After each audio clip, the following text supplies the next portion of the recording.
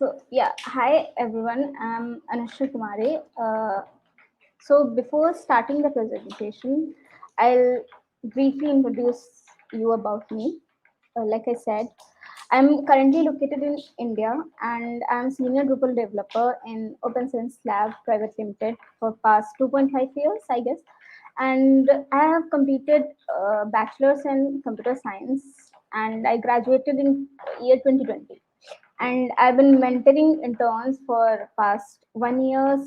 And apart from this professional and personal information, I also a huge dog lover.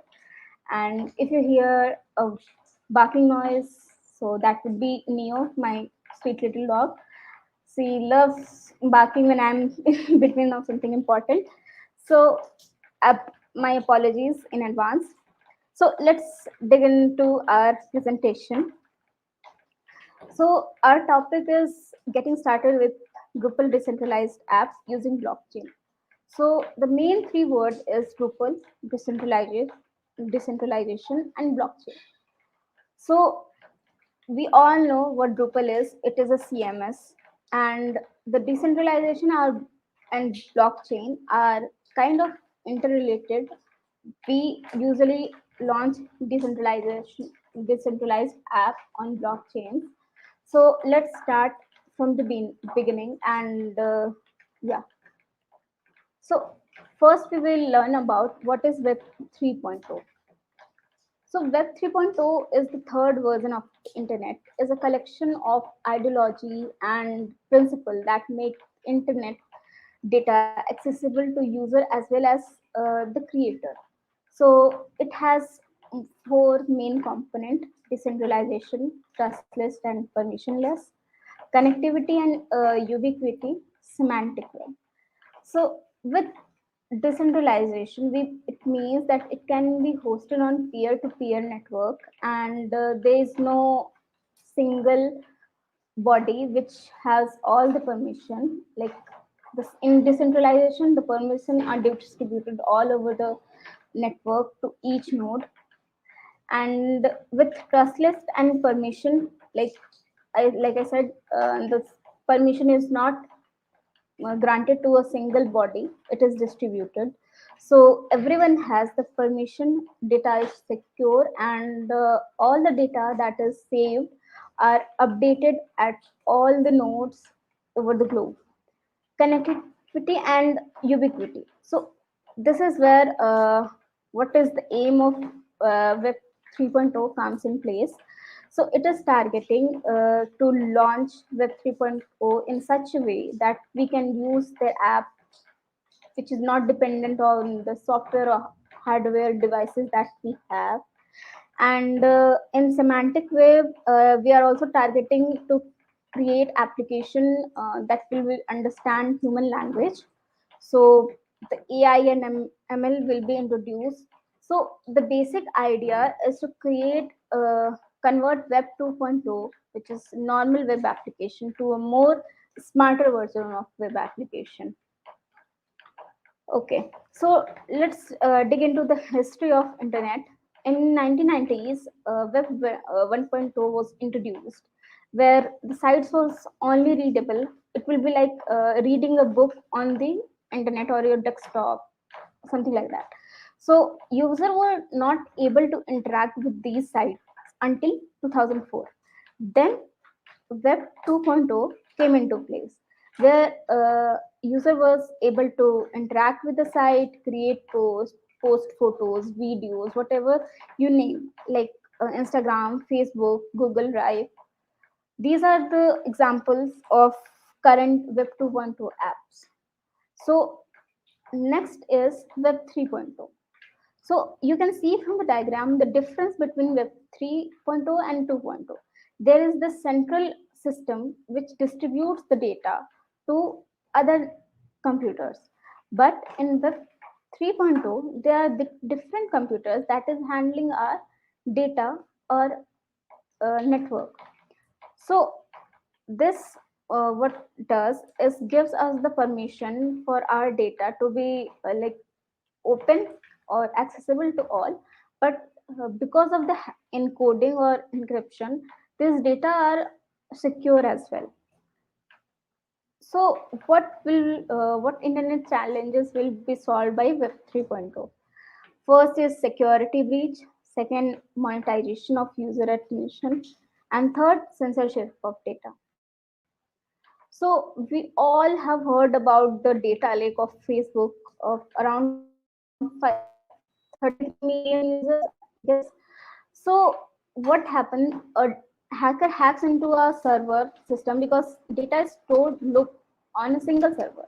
So when they hack the system, it uh, they can access our all the user data, all the information that is like totally secure and not meant to be shared with anyone. This kind of data are like leaked. So with uh, decentralized app, this happens like if there is any change or uh, updation in the block of the data, and if we found that this chain is invalidated, then that node, because it creates the multiple copy of data all over the internet in web 3.0, and if anyone tries to get hack the system and then get the data, what will happen, that node is invalidated, and then the data cannot be like transaction cannot be made, it won't be minted or updated to other node. Second is monetization. We usually see these clickbaits and advertisement on most of the websites. So what we did, like we used ad blockers and other browsers which help us to reduce this kind of things from our sites. So generally, sites cannot create profit from Web 2.0 ads, and the market was going down. And third is censorship of data. So whatever you post on the site, whatever file or images or content you post, it can be duplicated, it can be posted by some other name, and you won't be able to get or catch them. The authenticity of the ownership of data is not provided in Web 2.0. But since we have seen in NFT, like you many NFT users create different NFTs and sell them on using tokens. And what happen is like even somebody use their NFT, it they can reuse it, but the ownership will be to the creator only, not anyone else. So the ownership of our content is maintained in Web 3.0. So next big term is blockchain that we'll be learning next. So blockchain consists of five key elements. Encryption. So blockchain mostly uses SHA-256 encryption, and it encrypts all our data to hash encoded using the noise that site prefers, and hence and that hash data is very hard to decode. Immutability means like if a user want to update or made any changes, it can only append into our blockchain, not cannot be updated. For example, if you want to go back to some block and then want to update the data, it cannot be possible. All the blocks after that thing will be invalidated. Third thing is tokenization. We can create tokens uh, for transaction for our content that we have created. Third point is decentralization. So like I said, the data is the server is distributed all over the globe in peer-to-peer network, and these were considered as node. And whatever data is updated will be updated in all the other nodes that are contributing to the site. Similarly, in distribution, the data is distributed all over. Like you have the data, so you are responsible for what the changes you are making.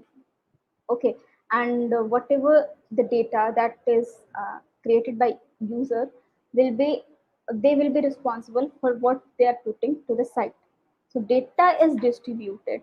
All the transactions are visible to you, but you cannot see others' data as they are encoded and cannot be readable by any other user. So before changing, like next slide, I would like to give you a demo of how this blockchain works. So suppose this is a block, and if I want to create some data like name Anushri. So for example, it was this hash with DE3. So once I mine it,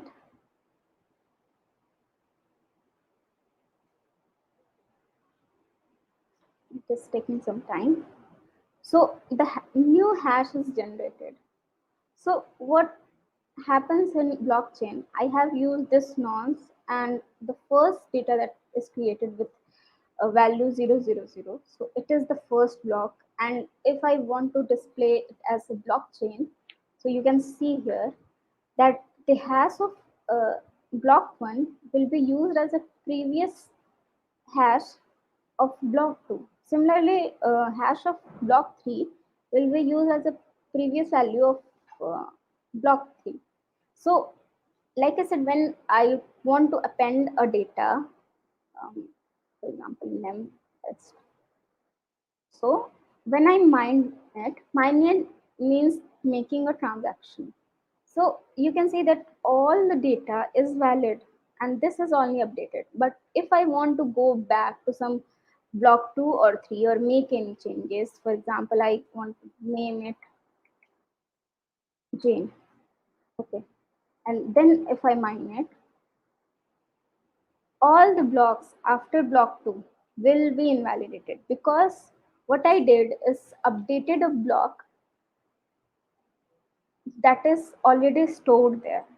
I did not append any block or not made any new transaction. I updated a previous transaction. So what will happen is it will invalidate all my block. It will change the hash. So hash is used to validate all the nodes that is spread over the globe to check that whether they are valid or not invalid. And if I'll try to make any transaction on the server, then blockchain server, then it will say that your node is not valid. It will not allow me to put my code there. So yeah, so that was about blockchain. So there are four types of blockchain that most of the sites use to launch their apps: public, private, hybrid, and consortium. So in public, it is permissionless. Like uh, mainly on blockchain, the data server is spread on peer-to-peer network, and we decide whether it can be accessed by anyone. Like anyone can create a node in their system, or just some organization.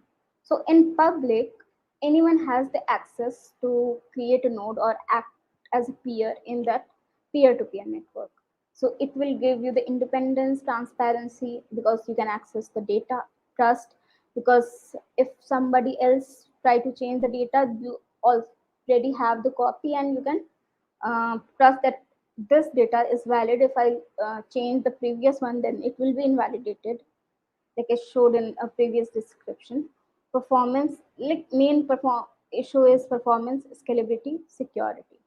Since everyone has the data, like validating, like I said, the validating is those hash and those nodes is mm, main problem in blockchain. So that is the problem that we are facing currently in how to validate these nodes, that whether their data is authentic or not. And the performance, since it is it can work on large number of systems, so that the performance can vary a lot. And it use case his is like it is used by cryptocurrency, document validation, In private, only the given organization. For example, my organization, Open Sense Lab, created a blockchain app, okay, and it put it on blockchain. So what they can do is like they can create a node, but with another organization. So local or normal people did not have the access to create a node. Only certified specific members or organization have this freedom to create a node or act as a peer for their sites. In hybrid, like both public and private can work. Like for example, some part of the site can be like accessible to public, but some is in between the organization. And what is with consortium is it is same as private. In private, only two peers can be there, like one organization and the another organization. In consortium, there can be more than two, but they will be organization. They will not be a pe- public. They will be organization with some authenticity and like access information according to that. So in consortium, like you can see the banking, research, supply chain, because these are highly secure servers and data here. And in hybrid, medical records, real estate. So we can understand that in medical record there are some user data which can be accessible by user, but the some personal information like the doctor information or some transaction related to hospital or something like that data is highly secure, so it can be assigned to only the organization. But the user data, which is like what appointments they have made, how many tests they are going to take, so these kind of data can be shared. So this can be public as well. So which blockchain is better for a Drupal D app? Because in market we have lots and lots of blockchains available like Ethereum, Selena. So which one to choose? So here is this table showing what the maximum supply and the genesis date. So the maximum supply, like I'm mainly focusing on internet computer because it was developed mainly for creating apps that could be launched on blockchain, and I will detail further about in next slide. But our main like focus is here. Like it was launched in like the first blockchain that was minted was in May 2021, and for Ethereum it was 2015. Then the maximum supply you can see here is 472 million, and for Ethereum it was 117 million. So you can see the difference of the supply of these blockchain. I can see that these are like large in numbers, but in the next slide we can see why I am trying to prefer internet computer over this blockchain. So the transaction fee. So the main aspect of creating any app or to make it cost effective, right?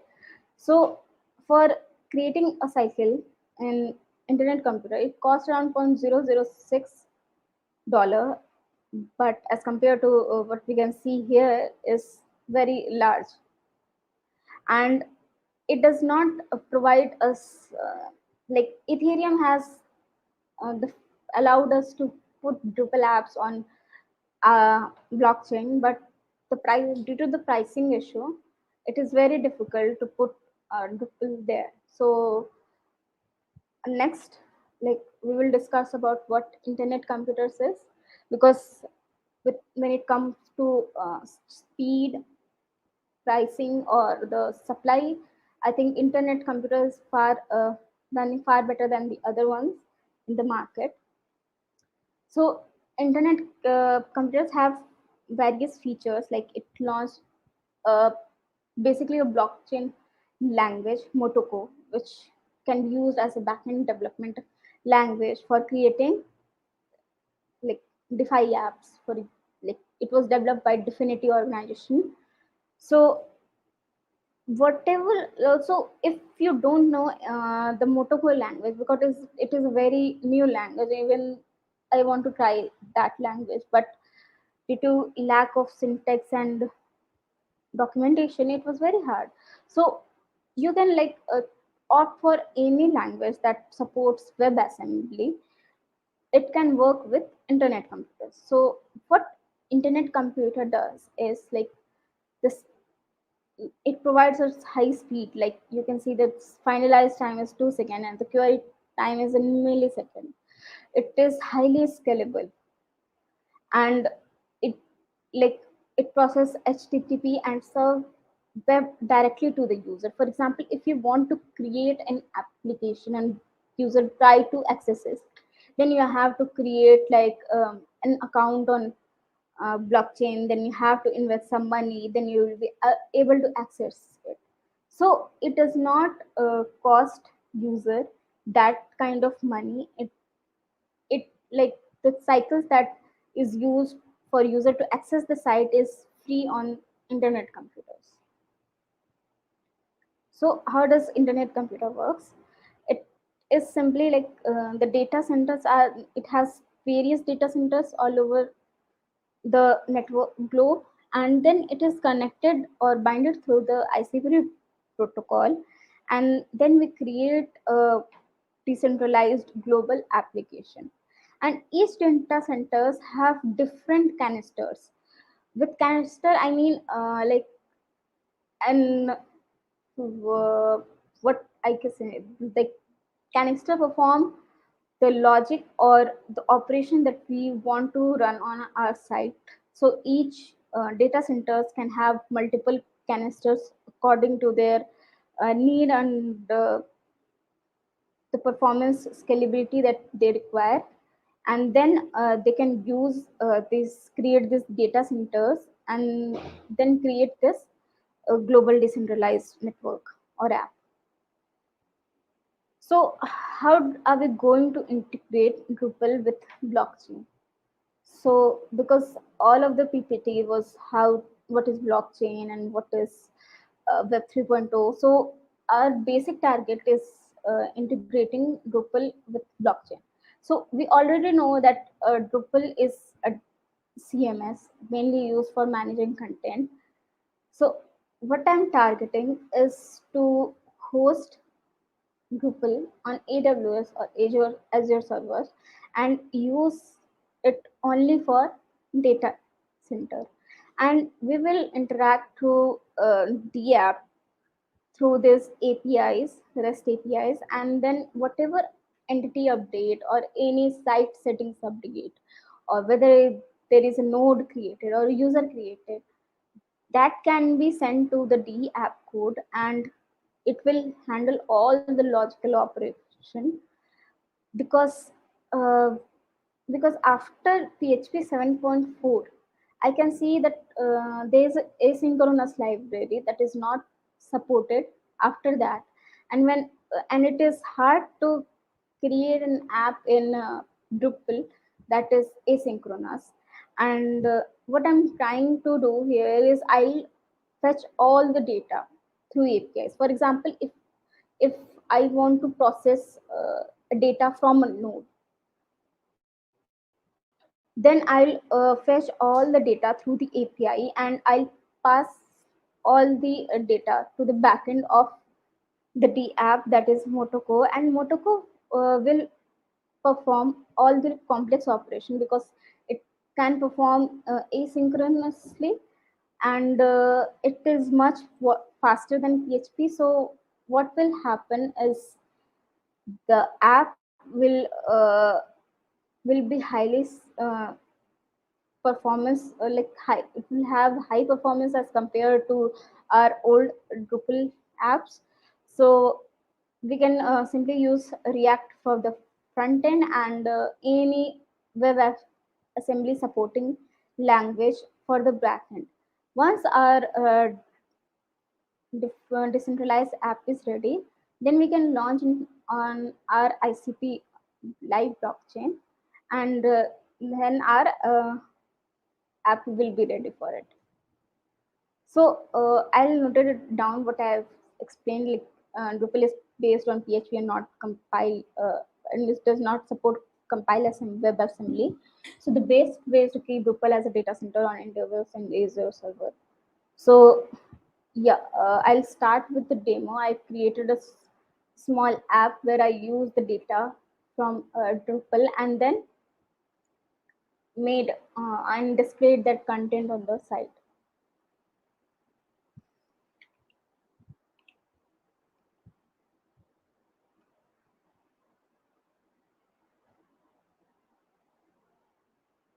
So before starting, first set up install DFX into your system.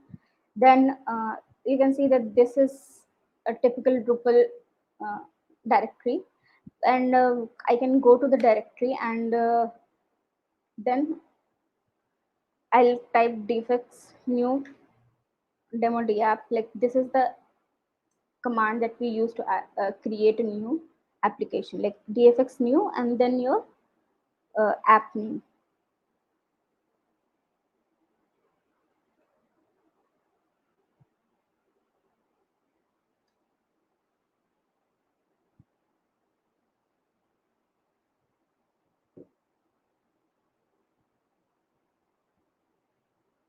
So once that app is created, you will see a definitely logo, and don't forget to run npm install.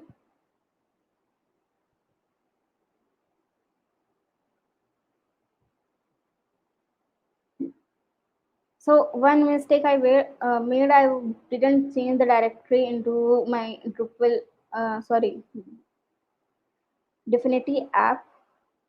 You must be in that directory to run dfx start. So dfx started running,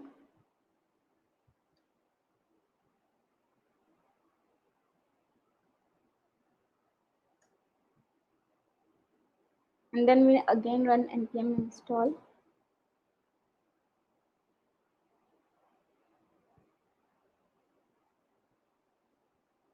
So yeah, there was no package to install, so I'll just run dfx deploy.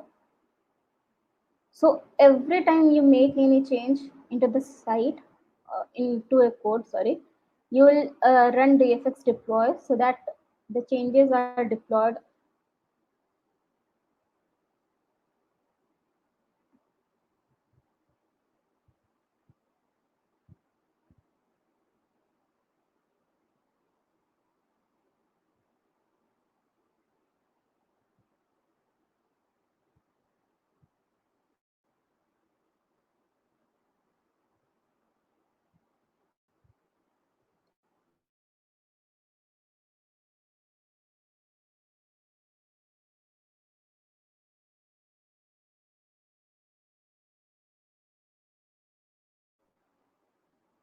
So just, you will get two types of URL here: demo DApp frontend and demo DApp backend. The frontend will show whatever the site actually is, but Drupal backend will show the canister that you have created. All the canisters that are created are with the name of actor, and whatever value is passed, it will be like running a unit testing on a local server. So it gives you the UI to test your canister, what data you're passing, and whether it is returning proper information or the result that you expected or not. So that is a plus one, because in Drupal we have to like install unit testing to test properly and run proper test cases to check whether it is working fine.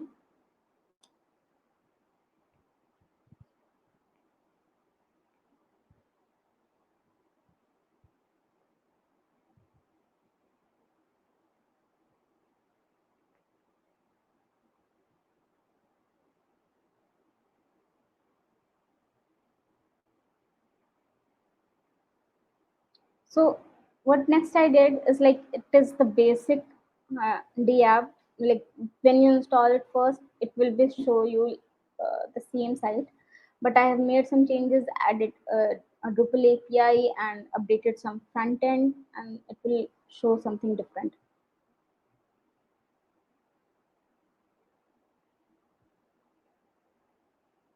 Since there is Axios was there, so I'll have to install Axios.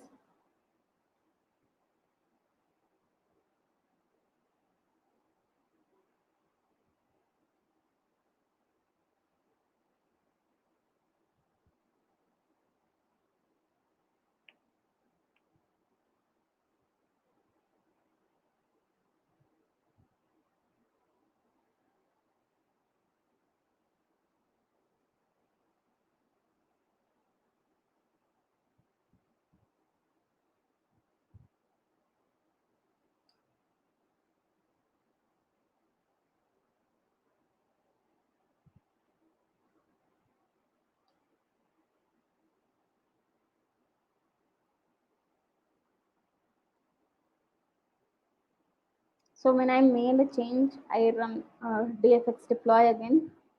So the changes are updated to the server.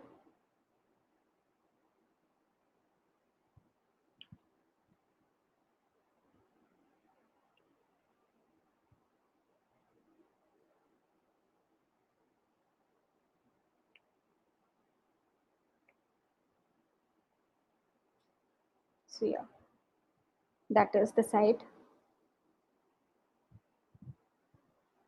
So I printed simply the image, title, and the body of the content, and this was all coming from a API that was from Drupal.